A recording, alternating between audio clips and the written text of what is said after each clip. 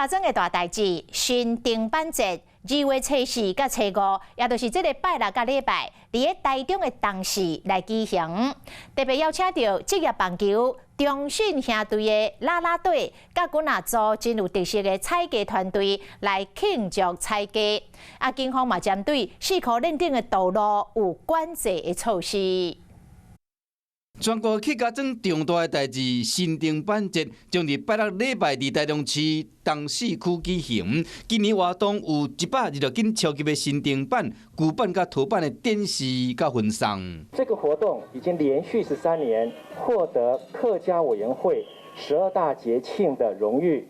除了传统活动，今年嘛新增加真侪少年的元素，特别邀请中信兄弟啦啦队甲真侪组特色的团队要进行游game。那这是非常重要的地方这个客家的一个活动，而且这个活动呢，也曾经荣获中央评选为全国客庄大节的一个重要节庆活动。提醒乡亲，若要看热闹，尽量坐交通车。